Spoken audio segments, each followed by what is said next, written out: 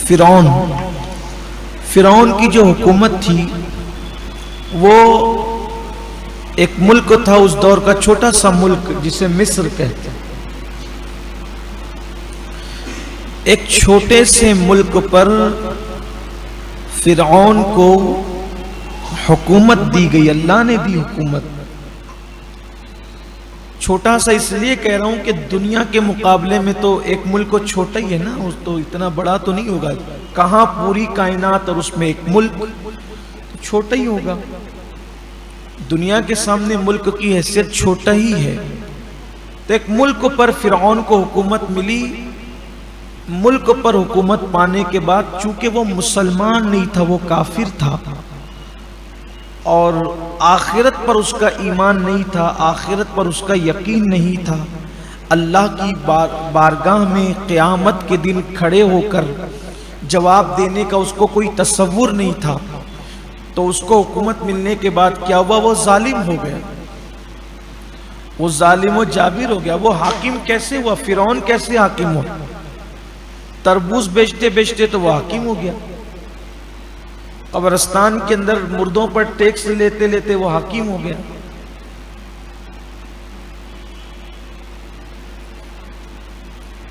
अगर आपको नहीं पता है तो मैं आपको बताना चाहता हूं, फिरौन कोई बड़े बाप की औलाद थोड़ी था। बात असल तो रोना तो यही है ना कि लोग कुछ भी बेचते बिचाते कुछ बन जाते हैं तो फिर वो तमाशा करते हैं। इसलिए कि जो बड़े खानदान के लोग हों फिर उनकी अपनी बात होती है। आला खानदान के लोगों के ज़र्फ भी आला होते हैं। बंदा शरबत बेचते हुए कुछ बन जाए, चाय बेचते हुए कुछ बन जाए, खिलौने बेचते हुए कुछ बन जाए तो उसकी हैसियत वही रहती है, उसकी सोच उतनी ही रहती है। तो ये बेचारा तरबूज बेचते बेचते और मुर्दों पर टैक्स लेते लेते बादशाह बन गया। हुआ ये था कि मिस्र के हालात बड़े खराब थे। जो मिस्र का पहला बादशाह था फिरौन से पहले का, उसकी तवज्जो इतनी नहीं थी मुल्क पर। तो मुल्क पे तवज्जो नहीं थी तो मुल्क में बहुत करप्शन चल रहा था, बड़े अजीब मामला थे। ये फिरौन का जो नाम था वलीद था इसका नाम, जिस फिरौन का जिक्र मैं करता हूं और फिरौन के नाम से जो मशहूर है। तो इसने, ये गरीब आदमी था, इसने सोचा कि चलो तरबूज का धंधा करते, तरबूज का कारोबार करते। उसने ये भी सोचा कि ये तरबूज बेचेंगे तो कुछ माल आ जाएगा पास में। वो खेत में गया, जंगलों से उसने तरबूज खरीदे, बड़े सस्ते मिले तरबूज। फिर उसके दिमाग में एक बात आई, तरबूज मिलते खेतों में इतने सस्ते, मिस्र में इतने महंगे क्यों बिकते हैं?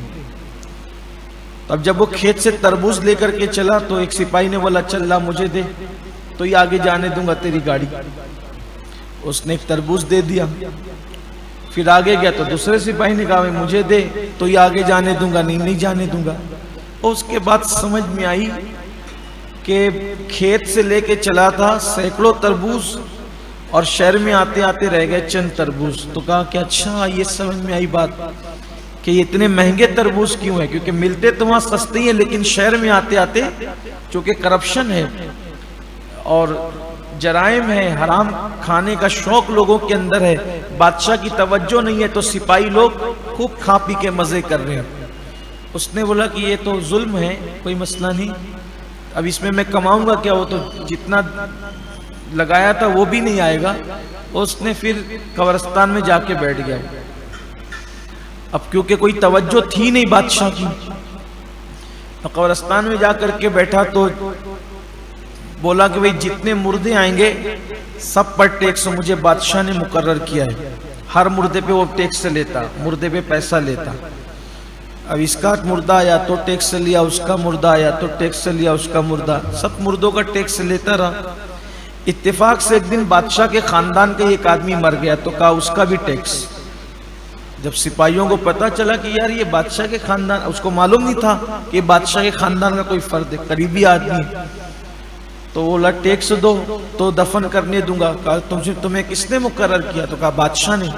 सिपाही उसको पकड़ के बादशाह के पास ले गए। आपने इसको मुकर्रर किया? कहा नहीं। तो फिरौन को उसने कहा कि भाई तूने ये गलत किया। तो कहा बादशाह मैंने गलत नहीं किया, मैंने आप तक पहुंचने के लिए बहाना तलाश किया कि एक न एक दिन तो इस तरह से मैं आप तक पहुंच जाऊंगा, तो सो मैं पहुंच गया। आपके यहाँ करप्शन बहुत है। फिर उसने सब बताया, ये हो रहा है, वो हो रहा है, वो हो रहा है, सब बताया। बादशाह को लगा कि वाकई सही बोल रहा है। फिर उसके बाद बादशाह ने उसको अपना वजीर बना लिया। फिरौन, बादशाह मरा तो फिर ये बादशाह बन गया। ऐसे बना ये बादशाह फिरौन, यानी ये कोई खानदानी बादशाह नहीं था। ये ऐसी तरबूज बेचते बेचते, मुर्दों पर टैक्स लेते लेते इसका ये हाल हो गया।